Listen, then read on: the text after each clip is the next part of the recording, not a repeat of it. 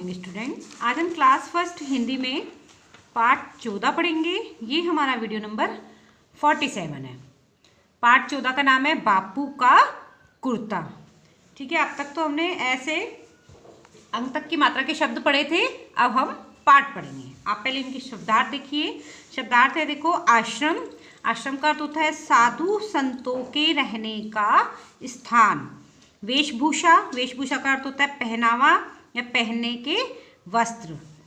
हाजिर जवाबी, इसका अर्थ होता है किसी प्रश्न या बात का तुरंत उत्तर देना। आग्रह करना, किसी बात को बार बार जोर देकर कहना या पूछना। अब हम पाठ पढ़ेंगे। आप पाठ देखिए।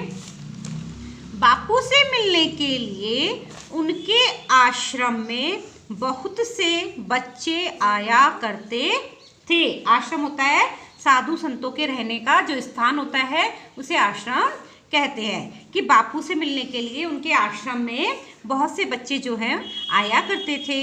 एक दिन एक छोटे से बच्चे ने बापू की वेशभूषा देखी। एक दिन जब बच्चे बापू से मिलने आश्रम में आए थे, तब एक बच्चे ने उनकी वेशभूषा यानी पहनावा, उनके पहनने का जो वस्त्र है, जो वो वस्त्र जो उन्होंने कपड़े जो पहन रखे थे वो देखी।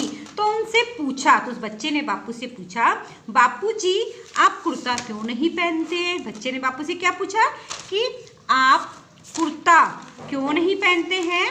बापू ने बच्चे को अपने पास बिठाया और बताया, मेरे पास पैसे कहाँ हैं बेटा? बापू ने कहा और उस बच्चे से कहा कि मेरे पास पैसे नहीं हैं, मैं तो बहुत गरीब आदमी हूँ, कुर्ते के लिए पैसे कहाँ से लाऊंगा? बापू ने कहा मैं एक गरीब आदमी हूँ, मेरे पास कुर्ते के लिए पैसे नहीं हैं। फिर देखो, आप यहाँ आप चित्र में देख रहे हो, ये बच्चा जो है वो बापू से बातें कर रहा है। बापू की बात सुनकर बच्चे का मन पसीज गया। उसने बापू से कहा, बापू की ये बात सुनी, जब बापू ने कहा मैं गरीब आदमी हूँ, मैं कुर्ते के पैसे कहाँ से लाऊं, तो उसका मन, बच्चे का जो मन है वो पसीज गया। और उसने बापू से कहा मेरी माँ को सिलाई आती है। बापू ने क्या कहा कि बापू ने नहीं, बच्चे ने बापू से कहा कि मेरी माँ जो है उसको सिलाई आती है, मेरे सारे कपड़े वही सिलती है।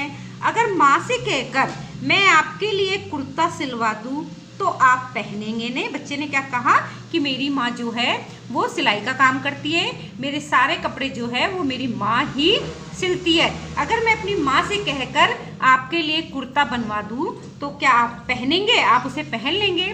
बच्चे ने बापू से कहा। आज हम यहीं तक पढ़ेंगे।